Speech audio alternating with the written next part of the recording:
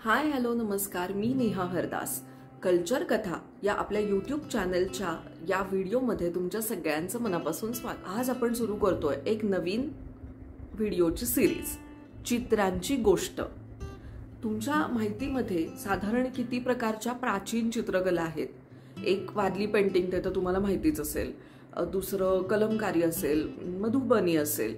पण आपल्या भारतामध्ये वेगवेगळ्या ठिकाणी वेगवेगळ्या पद्धतीच्या, म्हणजे साधारण प्रत्येकच राज्यामध्ये काही ना काहीतरी स्पेशल अशा चित्रकला डेव्हलप झालेल्या आहेत आणि त्याच्याच विषयीची डिटेल माहिती आपण आपल्या प्रत्येक व्हिडिओमध्ये घेणार आहोत. आता या व्हिडिओजमध्ये आपण काय बघणार आहोत माहितीये का? म्हणजे मुळात त्या चित्रकला काय आहेत, तर त्याचं एक प्रेझेंटेशन किंवा फोटोज काय असतील तर ते आपल्याला बघायचे आहेत. शिवाय आत्ता या काळापर्यंत पिढ्यानुपिढ्या बरेच आर्टिस्ट असे असतात जे प्रत्येक कलेमध्ये काही ना काहीतरी काम करत असतात.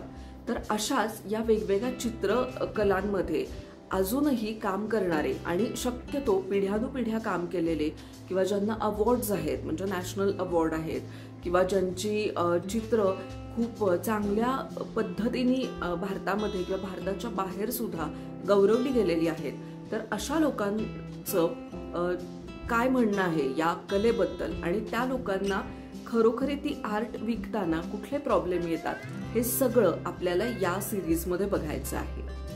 अगदी तिबेट, हिमालयाच्या टोकांपासून ते साऊथ इंडियापर्यंत, कोलकातापासून ते मध्य प्रदेशपर्यंत, महाराष्ट्रामध्ये काय आहे, इतर ठिकाणी काय आहे, ईशान्य भारतामध्ये काय आहे, अशा सगळ्या पद्धतीच्या चित्रकला आणि ते आर्टिस्ट यांना आपण याच्या नंतरच्या प्रत्येक व्हिडिओमध्ये बघणार आहोत.